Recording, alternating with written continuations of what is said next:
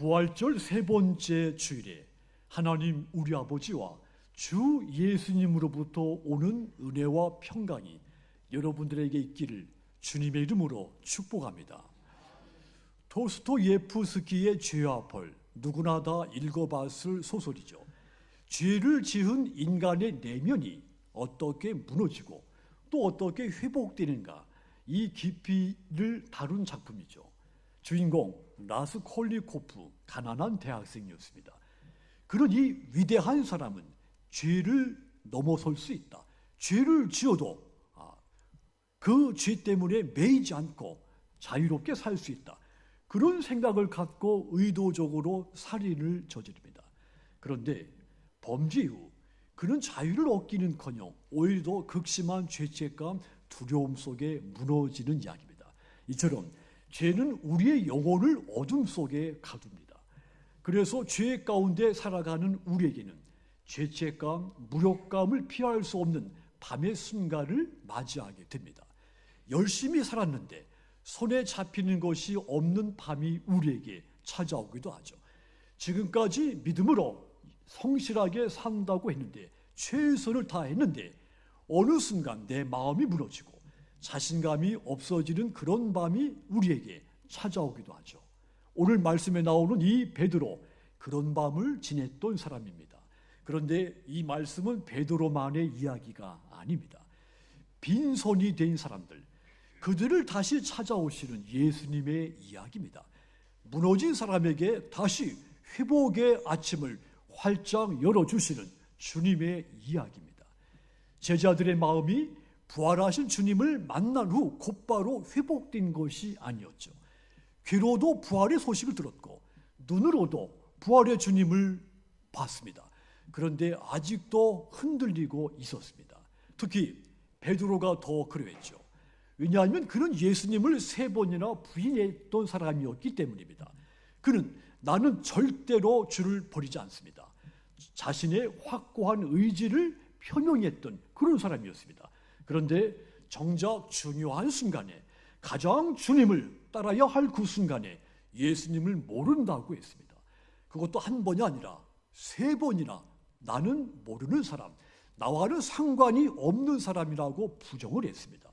베드로가 그 후 부활의 주님을 만났을 때 그의 마음이 어떠했을지 상상해 보십시오. 부끄러움을 견딜 수 없었을 것입니다.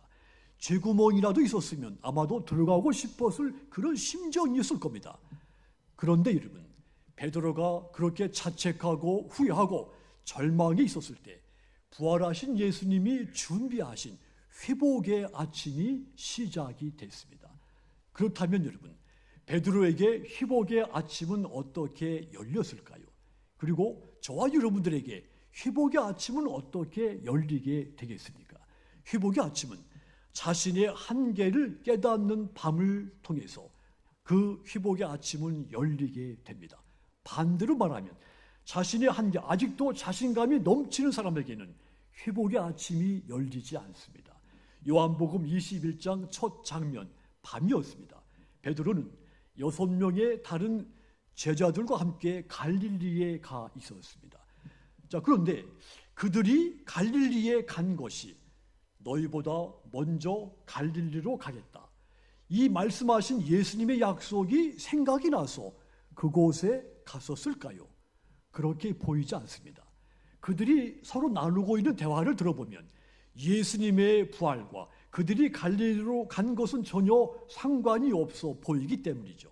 요한복음 21장 3절 보시면 시몬 베드로가 나는 물고기 잡으러 가노라 하니 그들이 우리도 함께 가겠다 하고 나가서 배에 올랐으나 그날 밤에 아무것도 잡지 못하였더니 그랬습니다. 베드로가 나는 물고기를 잡으러 간다고 하자 다른 제자들도 우리도 너와 함께 가겠다고 간 것입니다. 이 장면을 그냥 지나치면 안 됩니다. 이 말은 단순히 오늘 밤 고기나 잡으러 가자 이런 뜻이 아니기 때문입니다. 본래 생업의 현장으로 돌아간 겁니다. 예수님의 제자들인데 예수님과 상관이 없는 삶으로 돌아간 것입니다. 사랑하는 여러분, 우리에게 신앙의 위기가 온다면 바로 이런 점에서 찾아오는 겁니다. 우리가 부활의 예수님을 믿지 못해서 신앙의 위기가 생기는 것이 아닙니다. 예수님의 부활과 상관이 없이 살 때 신앙의 위기가 우리에게 찾아올 겁니다. 베드로가 그러했습니다. 갈릴리로 돌아와서 보니 환경은 예전 그대로인데 주님이 보이지 않습니다. 주님은 보이지 않고 삶의 환경은 여전히 그때나 지금이나 팍팍해 있는 겁니다. 그래서 본래 있던 곳 갈릴리로 나간 겁니다. 갈릴리 바다, 베드로에게는 가장 익숙한 곳이었죠. 그물 던지는 법을 잘 알고 물고기 습성을 잘 알고 밤바다의 물의 흐름도 잘 아는 사람이었습니다. 그런데 그날 밤 무슨 일이 일어납니까? 밤새도록 고기를 잡느라고 고생을 했는데 한 마리도 잡지 못하는 일이 발생한 겁니다. 성경에는 이 이야기가 짧게 기록되어 있지만 그날 밤 그들의 허탈감 상상해 보십시오. 수없이 그물을 던졌을 테고 수없이 자리를 옮겨봤을 것입니다. 이번엔 되겠지. 저쪽으로 가면 잡겠지. 조금만 더 하면 잡겠지. 밤새도록 애를 썼습니다. 그런데 아침이 올 때까지 한 마리도 잡지 못한 것입니다. 왜 하필 그토록 익숙한 곳에서 그 많이 잡던 그곳에서 한 마리도 잡지를 못했을까요? 왜 하필 제일 잘 할 수 있는 일인데도 어찌 한 마리도 얻지를 못했을까요? 밤새도록 많은 시간을 투자해서 그물을 던졌는데 어찌 빈손이 됐을까요? 경험도 있고 기술도 있고 그런데 하나님의 개입이 없었던 것입니다. 해서 결국 그들에게 남은 것은 빈 그물뿐이었던 겁니다. 여러분, 우리가 알다시피 베드로는 예수님을 부인하면서 자신의 한계를 경험했던 사람입니다. 그런데 지금 이 갈릴리 바다에서 또다시 자신의 한계를 경험하게 된 겁니다. 하나님은 이 베드로에게 네 힘만으로는 안 된다. 네 경험, 네 열정만 가지고는 안 된다. 철저하게 깨닫게 해준 겁니다. 우리도 그렇습니다. 하나님은 때때로 저와 여러분들을 한계의 자리로 이끌어 가시죠. 물론 나를 망하게 하려고 그러는 것은 아닙니다. 반대로 내가 오래 붙들고 있었던 거, 내가 자신이 있었던 것을 붙잡고 있는 거, 그것을 내려놓게 만드시려는 것입니다. 우리가 신앙생활을 하면서도 자꾸 내 힘을 의지할 때가 있죠. 내 힘이면 충분히 내가 꿈꾸는 것을 이룰 수 있을 것이다. 이렇게 믿기 때문입니다. 기도하면서도 내 생각을 더 믿을 때가 있습니다. 내가 겪은 경험, 또 열심히 축적한 지식, 또 정보, 또 나만의 특별한 방법, 이것을 강고하게 붙들고 있을 때가 많죠. 그런데 여러분, 하나님은 어느 순간 우리가 강고하게 쥐고 있는 그것 비우게 하십니다. 빈손이 되게 만드시는 겁니다. 왜 그렇게 하십니까? 그래야만 비로소 내가 붙들고 있는 것 헛것이구나. 자신의 한계를 깨닫게 되기 때문입니다. 시편 127편 1절 보십시오. 여호와께서 집을 세우지 아니하시면 세우는 자의 수고가 헛되며 여호와께서 성을 지키지 아니하시면 파수꾼의 깨어 있음이 헛되도다 그랬습니다. 이 말씀 수고하지 말라 이런 뜻이 아닙니다. 일하지도 말아라 이런 뜻도 아닙니다. 최선을 다하지 않아도 된다 이런 말이 아닙니다. 하나님이 없이 수고하는 것 모두 헛되다는 말입니다. 베드로가 그것을 그날 밤에 깨닫게 된 것입니다. 그리고 날이 셀 무렵에 예수님이 그를 찾아오신 겁니다. 사랑하는 여러분, 어쩌면 지금 여러분 가운데도 이런 밤을 지나고 계신 분이 있을 수도 있습니다. 정말 열심히 노력했는데 빈손이 되신 그런 분도 계실 수 있습니다. 하지만 여러분, 오늘 말씀은 그 밤이 헛된 밤이 아니라는 말입니다. 그 밤이 끝이 아니라는 말입니다. 오히려 그 밤이 회복의 아침이 시작되는 그런 밤이라는 말입니다. 왜냐하면 누구에게든지 베드로에게서와 똑같이 한계를 깨닫는 곳에 주님이 찾아오시기 때문입니다.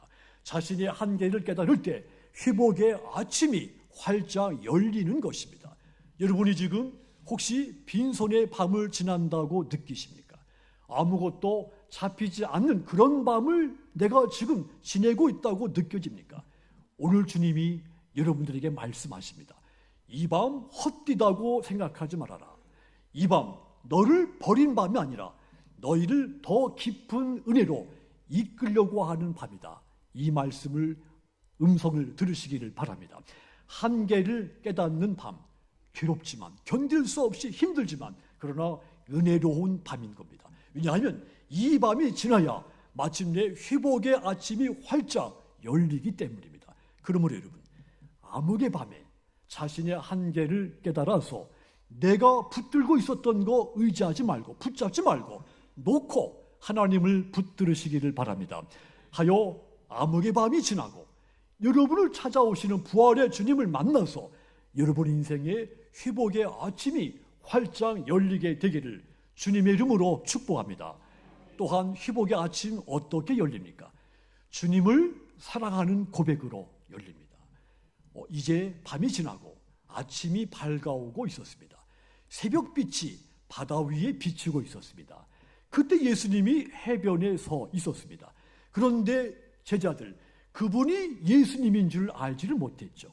예수님은 자신을 알아보지 못하는 제자들에게 가까이 가서 물으셨죠. 너희에게 고기가 있느냐? 제자들 대답이 아주 짧았습니다. 없나이다. 없다고 했습니다. 이 한마디였습니다. 그런데 여러분, 없나이다. 이 짧은 대답 속에는 그날 밤 모든 것이 들어 있었습니다. 없나이다. 정말 아무것도 없었습니다. 자신감도 없었고 자랑할 것도 없었고 손에 쥔 것, 또 마음속에 있는 것이 하나도 없었습니다. 그때 예수님이 말씀했죠. 그물을 배 오른편에 던져라. 그리하면 잡으리라. 그리고 제자들이 이 말씀에 순종했을 때 고기가 너무 잡혀서 그물을 들어 올릴 수 없었다 했습니다. 여러분, 그때 요한이 가장 먼저 저가 예수님이신 것을 알고 주님이시라고 소리를 치죠. 베드로가 그때 바다에 뛰어들었습니다. 베드로답다는 생각이 드는 장면이죠. 그는 생각보다 몸이 먼저 움직이는 사람입니다. 계산하는 것보다 반응이 앞선 사람이었죠. 그만큼 이 베드로, 지금 이 밤은 베드로의 마음이 가난하고 무너진 마음이었지만 그래도 예수님을 향한 사랑이 그 속에 있었던 겁니다. 그 사랑이 그를 바다 위로 뛰어들게 만들었고 누구보다 먼저 예수님을 향해 나아가게 만들었습니다. 그렇게 간절한 마음으로 그들이 해변에 도착해 보니 무엇이 보였습니까? 숯불이 보였고 그 위에 생선이 구워 있는 것이 보였습니다. 떡도 보였습니다. 예수님이 조반을 이들을 위해서 조반을 준비해 놓으신 겁니다. 이 장면은 참으로 격려가 되고 은혜가 되는 장면이죠. 예수님이 밤새 고생한 제자들, 그들을 위해서 필요한 것을 준비해 놓으셨던 겁니다. 제자들은 지쳐 있었고 예수님은 그 지친 제자들 기다리고 계신 겁니다. 제자들은 빈손이었고 예수님은 빈손 제자들 그들을 채워주시려고 준비하고 계신 것입니다. 예수님이 이 제자들 아침 식탁에 초청을 한 겁니다. 사랑하는 여러분, 이 말씀은 참으로 격려가 되는 말씀입니다. 예수님은 제자들을 책망하지 않았습니다. 너희 왜 고기를 잡으러 돌아갔느냐? 베드로, 너는 왜 나를 부정했느냐? 너는 왜 자신 있게 장담해 놓고 지키지 않았느냐? 이렇게 묻지 않았습니다. 먼저 먹이셨습니다. 먼저 쉬게 하셨습니다. 먼저 따뜻하게 이 제자들을 품어주신 것입니다. 이것이 예수님의 사랑이고 마음입니다. 예수님은 상한 사람 다루실 때 거친 분이 아니었습니다. 예수님은 이미 무너진 사람 더 무너뜨리시는 분이 아닙니다. 이사야서 42장 3절 예수님을 예언한 이야기죠. 상한 갈대 꺾지 아니하며 꺼져가는 등불 끄지 아니하고 진실로 정의를 시행할 것이며, 예수님은 상한 갈대 꺾지 않고 꺼져가는 등불 끄지 않는 분이라 했습니다. 베드로 지금 상한 갈대 같은 사람이었습니다. 예수님은 그 베드로 꺾지 않으신 겁니다. 예수님은 우리의 상처를 들추시기 전에 먼저 품어주시는 분입니다. 이 예수님이 조반 위에 베드로를 부르셨죠. 요한의 아들 시몬아, 네가 이 사람들보다 나를 더 사랑하느냐 물었습니다. 여러분, 이 질문 베드로의 마음을 깊숙이 찌르는 질문이었습니다. 왜냐하면 그가 과거에 예수님께 했던 말이 있었기 때문이죠. 다 버릴지라도 나는 버리지 않겠습니다. 다 떠나도 나는 주님을 절대 떠나지 않겠습니다. 그때 베드로는 자신이 다른 사람들보다 예수님을 더 뜨겁게, 더 많이 사랑한다고 생각했습니다. 본인이 그렇게 여기고 있었습니다. 그런데 결과가 어떻게 됐습니까? 그 역시 무너지고 말았던 것입니다. 그도 두려움 앞에서 그 사랑하는 예수님을 모른다고 부인을 했던 겁니다.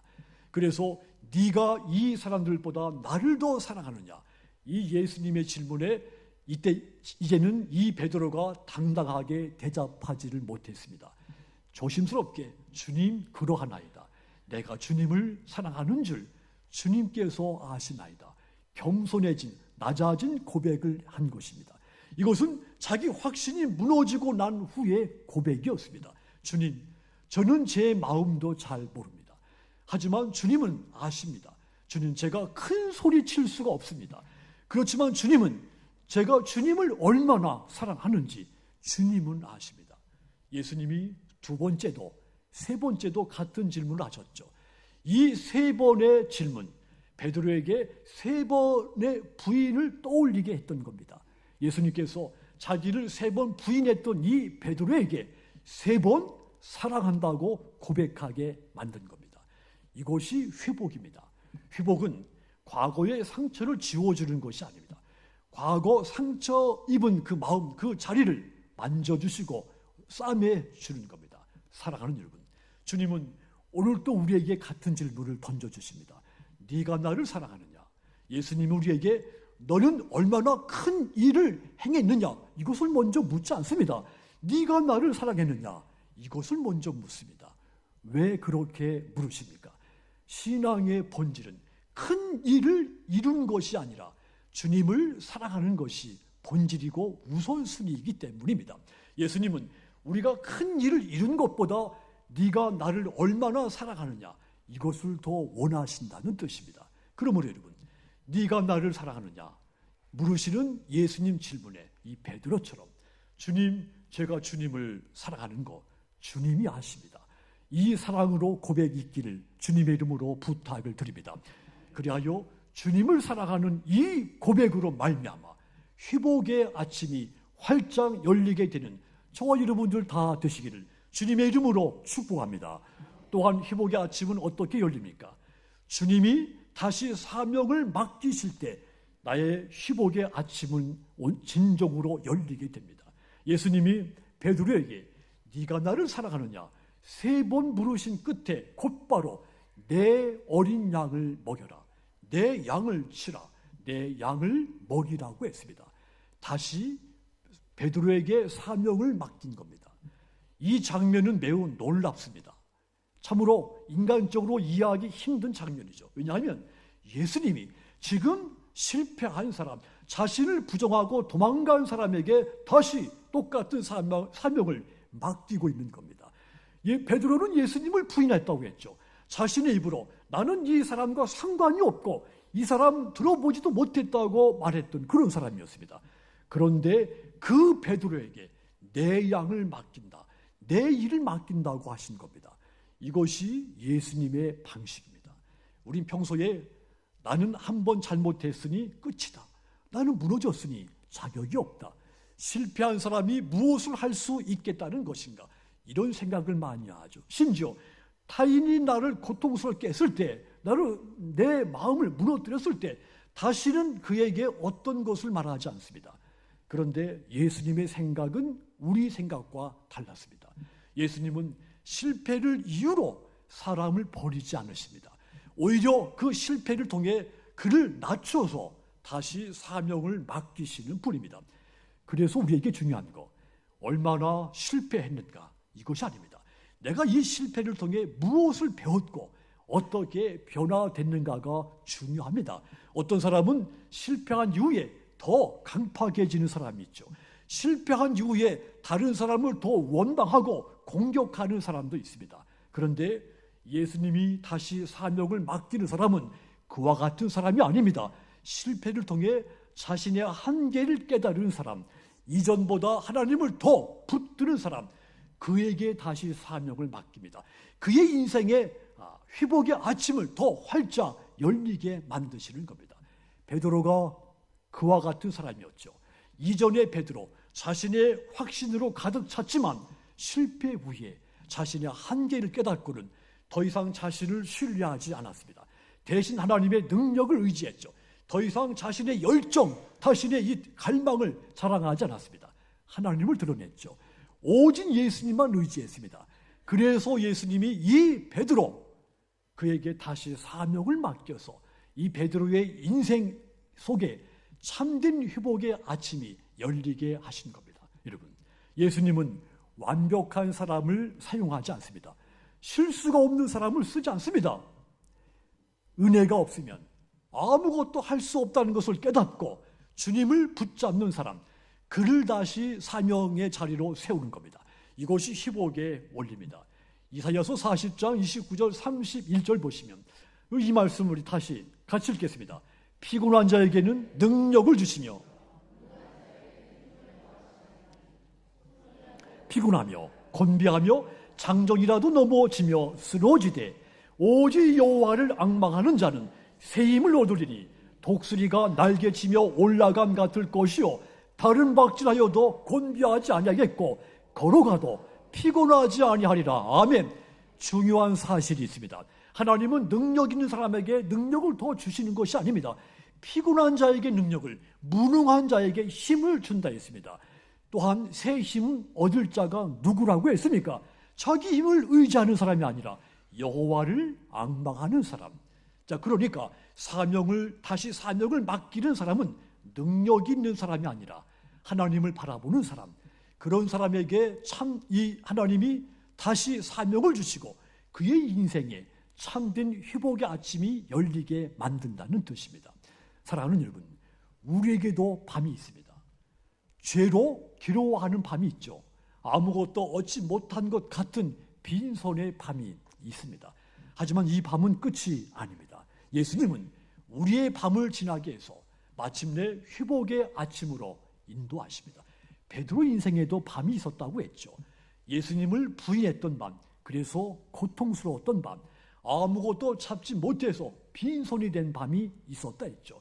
하지만 그 밤 끝에 예수님이 베드로 찾아왔습니다. 그리고 그의 인생에 참된 회복의 아침을 열어주었습니다.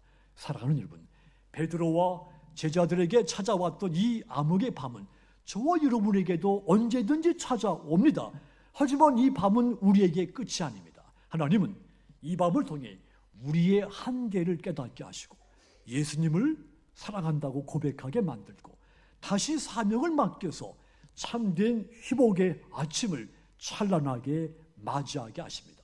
예수님은 지금 이 순간에도 여러분의 밤 끝에서 회복의 아침을 맞이하게 하시려고 준비하고 계십니다. 그러므로 다시 부활의 예수님 붙잡으시기를 주님의 이름으로 부탁드립니다. 하여 회복의 아침을 맞이한 저와 여러분을 통해서 하나님의 나라가 확장되며 예수님의 부활의 복음이 세계 열방에 전파돼서 내가 구원받은 것 같이 한 영혼이라도 구원받게 되기를 주님의 이름으로 축복합니다.